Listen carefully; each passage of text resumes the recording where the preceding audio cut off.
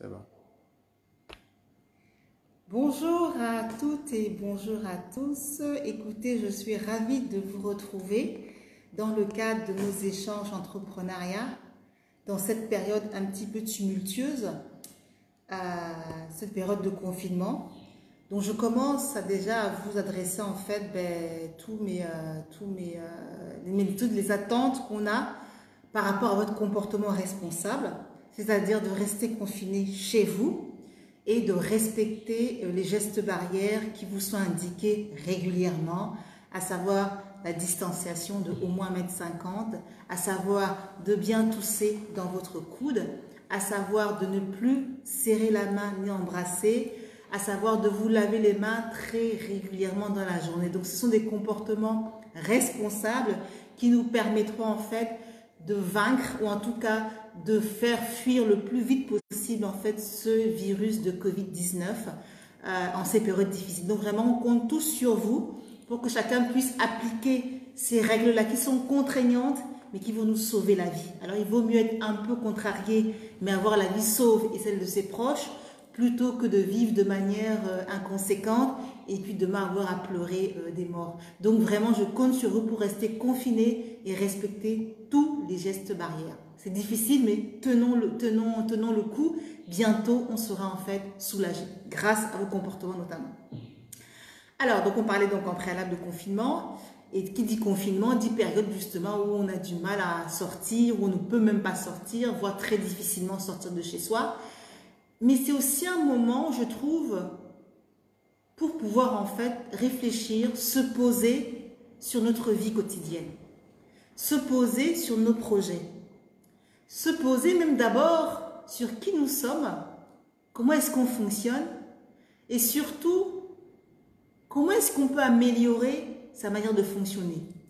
Là, on a 30 jours devant nous pour pouvoir en fait, parce que nos activités sont au ralenti, sauf ceux qui sont en première ligne, les médecins, les psychologues, les services sociaux et médicaux, à qui en fait on adresse vraiment nos sincères encouragements dans cette période difficile. Donc sauf ces métiers en tension, j'allais dire, tout le reste de la population est confiné et une activité qui est drastiquement réduite. Et donc de ce temps-là qu'on a, on travaille à distance, c'est sûr, mais on a quand même un peu plus de temps que d'habitude pour pouvoir se poser. Et j'aimerais donc appeler les entrepreneurs aussi à ce qui ont en fait des activités un peu réduites en ce moment, eu égard à l'activité économique, sociale et puis conjoncturelle, forcés d'avoir une activité limitée, réduite, voire même complètement inexistante. Je propose donc à tous ces entrepreneurs-là de pouvoir en fait profiter de ce moment de confinement pour pouvoir en fait amorcer une réflexion beaucoup plus intense sur la manière dont nous allons driver nos entreprises respectives.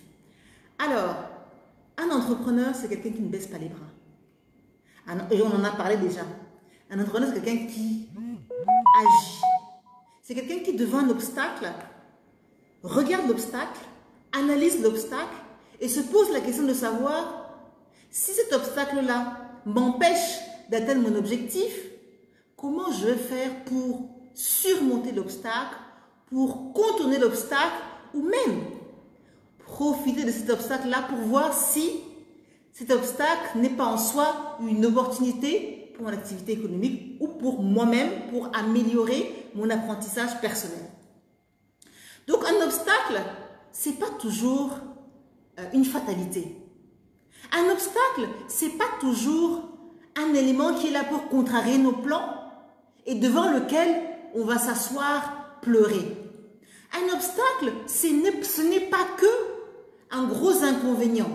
Un obstacle peut aussi nous permettre de nous secouer, de nous remuer, de faire preuve de résilience, de faire preuve de créativité, d'imagination, d'intelligence, de ressources pour pouvoir faire de cet obstacle-là un atout de notre futur parcours. Et donc, dans cette période compliquée, difficile, où on est stressé, angoissé, on se pose des questions, on a peur, je vous propose d'utiliser toute cette énergie-là négative, de frustration, d'angoisse, de peur, pour la mettre au service d'objectifs avec de l'espoir, avec de la perspective, avec de la lueur et avec de la lumière. Ce n'est qu'une question de perception. Hein? Je peux percevoir mon confinement comme étant une contrainte, une difficulté, etc. parce qu'effectivement, c'est difficile, parce que je ne sais pas demain de quoi je vais manger, mais je peux aussi me dire, d'accord, demain, je ne sais pas ce que je vais manger. C'est un état de fait, c'est comme ça. Au lieu de consacrer mon énergie sur cette négativité, même si c'est une réalité, comment je peux réfléchir différemment pour faire en sorte que, soit dans le cadre du confinement, soit après le confinement, je puisse avoir des moyens de manger qui soient nouveaux, plus innovants, différents, qui auront été imaginés, qui ont été créés grâce à ma période de confinement. Donc je ne suis pas en train de vous dire, c'est très bien. Je dis juste que, puisqu'on est dedans et qu'on est obligé d'y être, autant ne pas avoir un regard négatif et pessimiste, mais autant utiliser ce qu'on a comme temps, comme énergie disponible pour la mettre au service d'une créativité qu'on pourrait utiliser soit maintenant ou de manière plus probable après le confinement.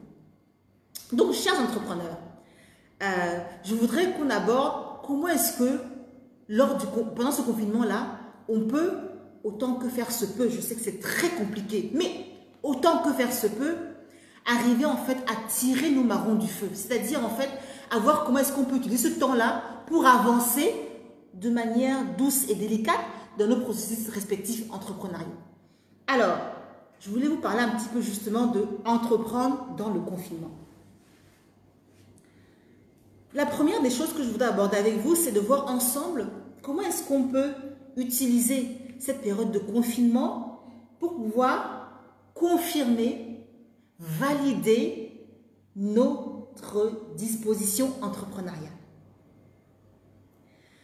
Vous savez, parce qu'on est en crise, parce que l'économie est en tension, parce que les opportunités se font rares, parce que l'emploi devient précieux et d'une rareté incroyable, on a tendance à tous aller, tous autant que nous sommes, autant que nous pouvons être, sur le chemin de l'entrepreneuriat. Mais si on veut réussir, ou en tout cas si on veut se donner des chances de pouvoir déployer un projet entrepreneurial qui a un maximum de chances, ça ne veut pas dire 100% réussite, hein, en tout cas un maximum de chances de réussir, il faut préparer son projet. Préparer, ça veut dire réfléchir son projet. Ça veut dire mettre sur son chemin, en tout cas mettre dans son sac un maximum d'atouts, un maximum de potentiel, un maximum de chances de pouvoir aller jusqu'au bout et pouvoir atteindre ses objectifs. Donc, préparer, ça veut dire aiguiser ses armes, aiguiser en fait ses outils par rapport à l'environnement, par rapport à nous-mêmes, pour pouvoir se donner un maximum de chances de pouvoir aller le plus loin possible dans son projet entrepreneurial. Et donc, la préparation commence par moi-même. Est-ce que j'ai en moi mobilisé, identifié, développé un maximum de capacités qui me permettent de porter ce projet à bout de bras et de l'amener le plus loin possible. En effet, un projet, ce sont des batailles qu'on mène au fur et à mesure. Donc, si on n'est pas assez solide, si on n'est pas assez outillé, si on n'est pas assez fort, si on n'est pas assez équipé, on ne pourra pas mener ce combat-là. C'est un combat, il faut qu'on se le dise. Mais un combat qu'on veut gagner. Donc, si on veut gagner, il faut s'assurer qu'on a en soi les dispositions, en tout cas les plus fortes possibles, pour gagner ce combat-là. Et donc, ces dispositions, pendant cette période-là, on peut les confirmer. C'est-à-dire, premièrement, est-ce que les attitudes personnelles que j'ai me permettent d'envisager valablement et de manière honnête ce projet-là? Est-ce que mes dispositions que j'ai, est-ce que la personne que je suis, est-ce que ma personnalité, est-ce que la personne que je suis est compatible avec l'ambition que j'ai de mener ce projet à son terme et de pouvoir aller au succès? Et donc, je vais de là interroger ma propre personne. Mes aptitudes personnelles, c'est quoi? c'est ma confiance en moi, d'abord. C'est ma capacité à croire en mon projet et à me dire que je suis la personne de la situation qui fera face à tous les obstacles. C'est une question d'abord de confiance en soi, de détermination. Mes attitudes personnelles, c'est aussi ma capacité à travailler, mon sens de travail, mon goût pour le travail. Parce que l'entrepreneuriat, je ne vous mens pas, c'est du boulot, c'est du travail. Donc, est-ce que dans mon tempérament, je suis quelqu'un de travailleur, de combatif, qui va au combat, qui ne rechigne pas la tâche, qui est déterminé, qui bosse? Est-ce que c'est ça ou pas?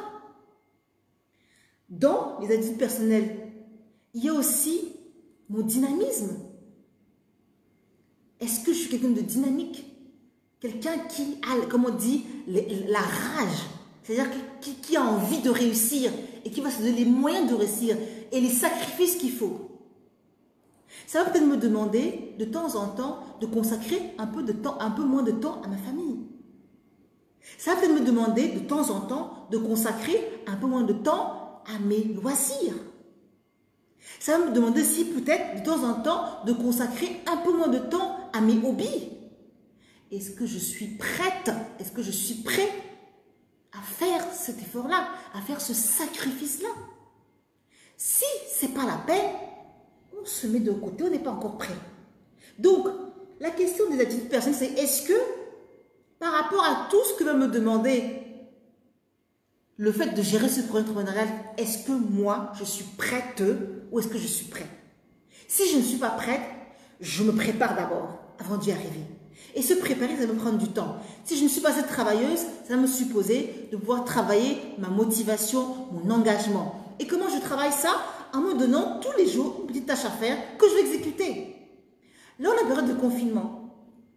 Et j'encourage beaucoup les gens, puisqu'on a un peu de temps le matin, à faire du sport pour libérer la peur, libérer les toxines, libérer l'angoisse et faire travailler notre corps pour combattre les maladies et pour être le plus aguerri possible. Donc, travailler, ça peut se dire, tiens, si jamais je suis quelqu'un qui aime le sport, je peux me dire que voilà comment je vais travailler. Je me fixe peut-être tous les jours ou tous les 2 jours une demi-heure de sport. Et c'est comme ça que je m'entraîne à la discipline et au travail. C'est comme ça qu'on s'entraîne et qu'on développe des capacités de travail, de discipline et de rigueur. Discipline dont vous aurez besoin grandement dans votre projet entrepreneurial. Vous comprenez? Donc voilà comment on peut travailler des éléments pour lesquels on est un peu faiblard. Donc, par rapport aux attitudes personnelles, arrivez à doser quel est votre niveau. Est-ce que vous êtes bon, pas bon ou moins bon? Et ça va nécessiter d'autre part de l'honnêteté, un sens de la responsabilité et comparer ça par rapport aux normes normes à côté de vous et voir si vous êtes en dessous ou au-dessus. Et si vous êtes en dessus, travaillez d'abord avant de revenir. Donc, ceux qui sont prêts, on avance. Ceux qui ne sont pas prêts parce qu'ils manquent encore de combativité, ils ne sont pas encore bien équipés en termes d'aptitude, ils sont moins enclins à l'effort, ils sont un peu paresseux, ils ne sont pas très motivés, ils n'ont pas le sens du travail, ils n'ont pas le sens de la persévérance, de la discipline. Pour tout cela, il n'y a pas de problème. D'abord, on se prépare, on travaille, on mobilise ces aptitudes-là avant de continuer. Deuxième disposition entrepreneuriale, c'est les compétences métiers. Je veux aborder un projet, j'ai des idées en tête. Je veux demain fabriquer, par exemple, je ne sais pas moi, des chaussures en cuir. Parce qu'il n'y a pas d'usine de chaussures au Congo. Ou demain, je vais fabriquer du chocolat. Parce qu'aujourd'hui, il y a très peu de concurrence locale en chocolat. Et on produit du chocolat. Mais que je veuille aller sur la fabrication de chaussures ou sur le chocolat, il se pose un problème de compétence, de métier. J'ai beau aimer le chocolat. J'ai beau me rendre compte que c'est peut-être une opportunité. J'ai beau me dire que localement on fait du chocolat et donc ça peut être un filon intéressant. J'ai beau me dire que tiens, moi j'adore le chocolat. Mais la question n'est pas est-ce que j'aime ou est-ce que j'aime pas, c'est déjà un bon pas d'aimer. Mais la question c'est est-ce que je mobilise, est-ce que je détiens ce savoir-faire-là qui me permet d'être capable de produire ce chocolat. Alors, quand je vous dis détenir, ça ne veut pas dire moi personnellement. Ça peut être moi ou ça peut être dans le cadre de mon équipe, de mes associés qui travaillent avec moi. Est-ce que j'ai identifié la compétence qui est disponible auprès de mon équipe, auprès d'un associé, auprès d'un collaborateur? Je peux ne pas savoir faire du chocolat, c'est un métier, c'est une technique, mais est-ce que mes partenaires, mes associés ou mes futurs collaborateurs que je vais recruter ou consultants, est-ce que j'ai identifié cette compétence-là pour pouvoir en fait être capable de produire du chocolat? D'accord? Donc, est-ce que j'ai la compétence? Si je l'ai identifiée et que je sais où est-ce que je peux la trouver de manière très accessible, on avance, on se pose la question maintenant, est-ce que je peux gérer mon entreprise? Alors, c'est une question qu'on ne se pose pas assez à mon goût. Mais une entreprise, si elle a un objectif de pérennité, elle doit pouvoir être gérée convenablement. L'expérience nous a montré, et il suffit de regarder autour de nous, l'expérience nous montre que nous, on n'est pas très bon en gestion d'entreprise. Je ne dis pas ça pour nous critiquer, je dis ça pour qu'on prenne conscience de nos lacunes et par rapport à nos lacunes, qu'on puisse envisager les solutions pour y remédier et nous donner en fait l'envergure pour pouvoir en fait relever les défis qu'on a relevés. Si on se voile la face et qu'on dit non, c'est pas vrai, c'est pas la réalité, alors que c'est la réalité, on ne va jamais mettre en place les actions qui nous permettent de combler nos lacunes et de nous outiller pour aller relever nos défis. N'est-ce pas? Donc, la question c'est, est-ce que je sais manager? Est-ce que je peux manager?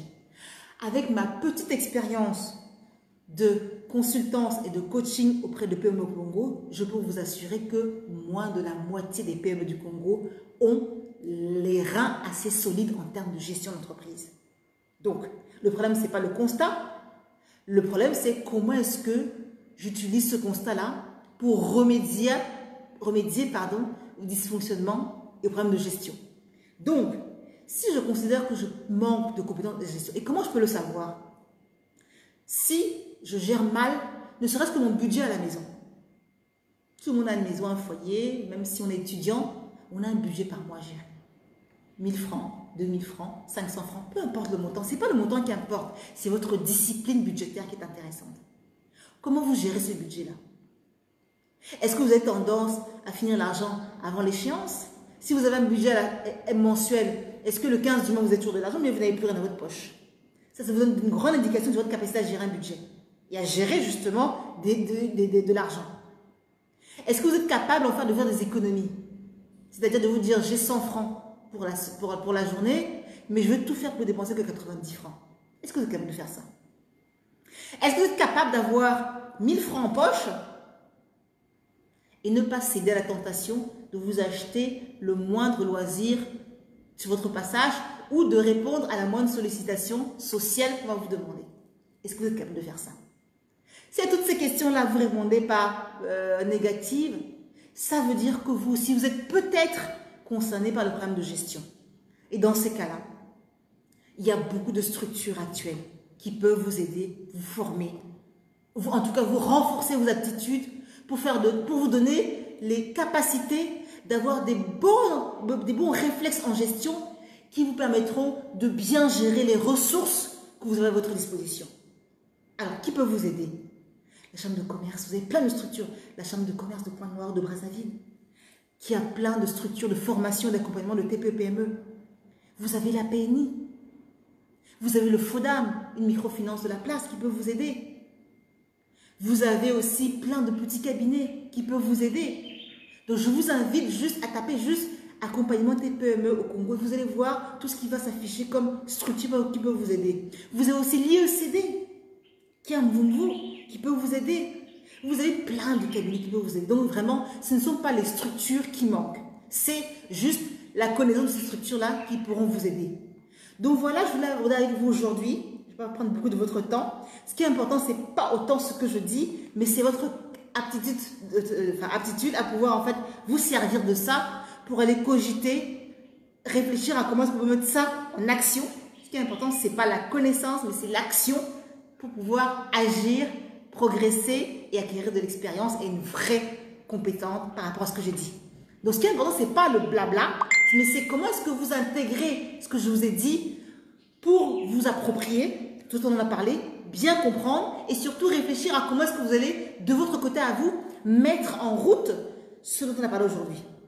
Donc, je vous laisse bien digérer ça et on va aborder demain un autre aspect de comment est-ce que pendant le confinement, je peux en profiter pour pouvoir en fait développer mes mécanismes entrepreneuriaux pour pouvoir me préparer et m'organiser pour gérer du mieux possible mon projet et lui donner les meilleures chances du monde de pouvoir se développer, s'implémenter d'abord, se développer, se pérenniser, grandir et prospérer.